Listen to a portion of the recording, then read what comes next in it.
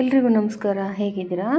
ನಾನಿವತ್ತು ನಿಮ್ಮ ಜೊತೆ ಒಂದು ವಿಷಯನ ಶೇರ್ ಮಾಡಬೇಕು ಅಂತ ಅಂದ್ಕೊಂಡೆ.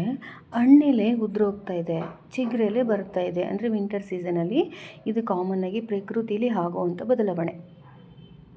ಹಣ್ಣೆಲೆ ಉದುರೋಗ್ಬೇಕಾದ್ರೆ ಚಿಗುರೆಲೆ ನಗ್ತಾ ಇತ್ತಂತೆ, ಹಣ್ಣೆಲೆ ಉದುರೋಗ್ತಾ ಇದೆ ಅಂತ. ಅದಕ್ಕೆ ಗೊತ್ತಿಲ್ಲ ಮುಂದೊಂದು ದಿನ ನಾನು ಉದುರೋಗ್ತೀನಿ ಅಂತ. ಅದೇ ನಮ್ಮ ಜೀವನ ಕೂಡ. ನಾವು ಬೇರೆಯವ್ರನ್ನ ನೋಡಿ ನಗ್ತಾ ಇರ್ತೀವಿ. ಅಂದರೆ ನಮಗಿನ್ನ ಕೆಳಗಿನವ್ರನ್ನ ನೋಡಿ ನಗ್ಬೋದು, ಅಥವಾ ನಮಗಿನ್ನ ವಯಸ್ಸಾಗಿರೋರನ್ನ ನೋಡಿ ನಗ್ಬೋದು. ಕಾಲ ಹೀಗೆ ಇರಲ್ಲ, ನಮಗೂ ವಯಸ್ಸಾಗ್ಬೋದು, ಅಥವಾ ನಾವು ಮೇಲಿದ್ದರೆ ಕೆಳಗಡೆ ಬರ್ಬೋದು. ಅಂದರೆ ಪ್ರಕೃತಿ ನಮಗೇನು ತಿಳಿಸ್ತಾ ಇದೆ ಅಂತಂದರೆ, ನಾವು ಯಾವುದಕ್ಕೂ ಅಹಂಕಾರ ಪಡಬಾರ್ದು, ನಾವು ಒಂದಲ್ಲ ಒಂದಿನ ಮಣ್ಣಾಗಲೇಬೇಕು ಅನ್ನೋದನ್ನು ಈ ಪ್ರಕೃತಿ ನಮಗೆ ತಿಳಿಸ್ಕೊಡ್ತಾ ಇದೆ.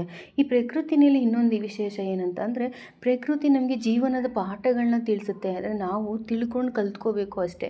ಈಗ ಫಾರ್ ಎಕ್ಸಾಂಪಲ್ ಏನು ಅಂದರೆ, ಈಗ ಡೇ ಆ್ಯಂಡ್ ನೈಟ್ ಅಂದರೆ ಬೆಳಗ್ಗೆ ಮತ್ತು ರಾತ್ರಿ ಇದೆ ನೋಡಿ. ಬೆಳಗ್ಗಿನಲ್ಲಿ ಮನುಷ್ಯ ದುಡಿಬೇಕು, ರಾತ್ರಿನಲ್ಲಿ ತನಗೋಸ್ಕರ ವಿಶ್ರಾಂತಿಯನ್ನು ಕೊಟ್ಟು ಮಲ್ಕೋಬೇಕು ಅಂತ. ಆದರೆ ನಮ್ಮ ಮನುಷ್ಯರು ನಾವೇನು ಮಾಡ್ತಾಯಿದ್ದೀವಿ, ರಾತ್ರಿ ಟೈಮ್ ಕೂಡ ದುಡಿಯೋಕ್ಕೆ ಸ್ಟಾರ್ಟ್ ಮಾಡ್ತಾಯಿದ್ದೀವಿ.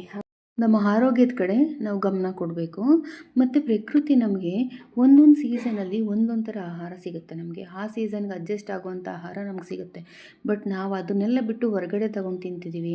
ನಮ್ಮ ಪ್ರಕೃತಿ ಕಲಿಸ್ಕೊಟ್ಟಿರೋ ಪಾಠದ ಜೊತೆಗೆ ನಾವು ಹೋದರೆ ನಾವು ಹೆಲ್ತ್ ಸೇಫಾಗಿರುತ್ತೆ, ನಾವು ಸೇಫಾಗಿರ್ತೀವಿ ಅಂತ ಹೇಳ್ತಾ ಮುಂದಿನ ವೀಡಿಯೋದಲ್ಲಿ ಭೇಟಿಯಾಗೋಣ.